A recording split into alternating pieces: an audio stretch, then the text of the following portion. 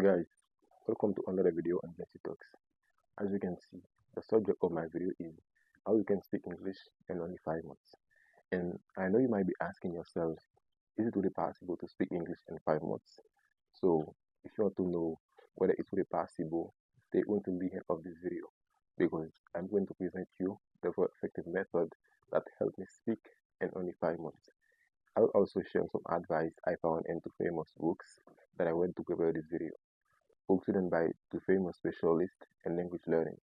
So, guys, let's get started. The very first thing you have to do when you start learning English is to create a routine. I still remember my first English class because there was one sentence that my teacher repeated almost every day. And that sentence was, the key to learning on your language is not your intensity, but your consistency. And honestly, that sentence completely changed the way I learn English. Many people think they need to study 5 English books or memorize 200 new words in a single week, but that's not how language learning works. What really matters is spending at least 30 minutes every day learning English, because small daily efforts are much more effective than studying for hours once in a while. And the best way to stay consistent is to create a routine. So, there are many ways to build a routine, but today I want to share the one that helped me start speaking, listening, reading, and writing English in only 5 months. My English classes were only on weekends, every Saturday and Sunday, from 12 o'clock to 5 p.m. And from Monday to Friday, I wake up at 6 a.m. every morning. I spent about 1 hour and a half reviewing my lessons on Monday, learning new expressions on Tuesday, reading, writing, or listening about a subject that interests me on Wednesday, listening on Thursday, and practicing my speaking every Friday at about 2 p.m. by going to my school's English club for 2 hours. And every day after each lesson, I listen to an English podcast for at least 30 minutes. And every evening at around 6 p.m., I watch at least one English movie with subtitles. I follow this routine week after week. Now, let me tell you, I'm not saying you can never miss a day. Missing one or even 2 days is completely normal. But what really matters is getting back on track, staying consistent, and respecting your routine. Remember, consistency beats intensity every time. Secondly, you have to surround yourself with English. There is a famous polyglot called Alex Rawlings. He speaks about 10 languages and has written several interesting books, and one of them, which is about how to speak any language fluently. He says in that book, the most important thing when learning a new language is to be in a place where that language is spoken. That can be a country or simply somewhere you spend most of your time speaking, writing, and listening to that language. And if you don't have this opportunity to be in a place where that language is spoken, don't worry, because it was my case, and it's still possible to create your own environment. In my journey of learning English, I used women strategies that helped me surround myself with English, and I improved very fast. Like, I set my phone and my PC to English. I always do my research in English, whether on Google or any other platform. And I talk to myself every day by describing what I'm doing. Thirdly, focus first on useful English, not everything at the same time.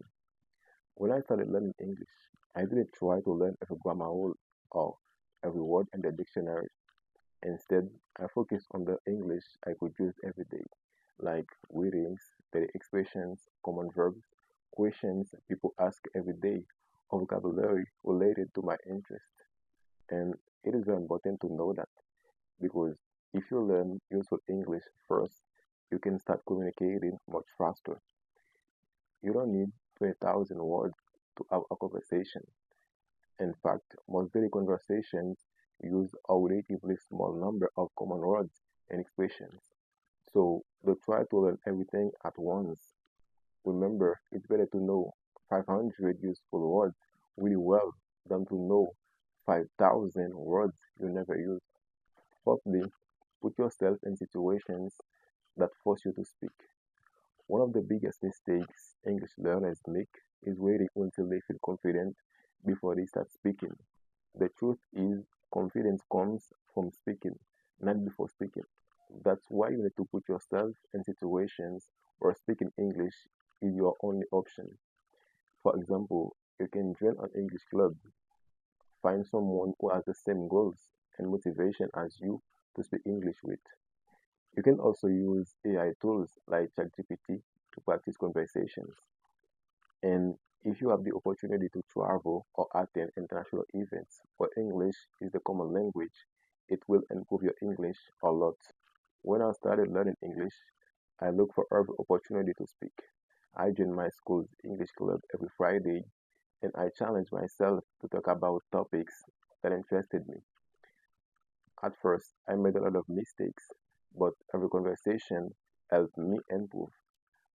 Remember, you don't learn to speak English by studying English. You learn to speak English by speaking English. And finally, never give up.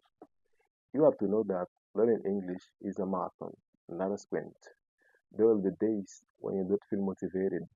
There will be times when you think you're not making any progress. That's completely normal. The most important thing is not to stop. When I was learning English, I didn't feel motivated every single day. Some days were very difficult. Sometimes I made the same mistakes again and again, but I kept showing up. Remember, every minute you spend listening, reading, writing, or speaking English is an investment in your future. Don't compare yourself to other learners. Compare yourself to the person you were yesterday. Progress isn't always visible. Sometimes you're improving without even realizing it. Then one day you'll understand a movie, have your first conversation, or express your ideas in English with confidence. That's when you'll realize all your effort was worth it.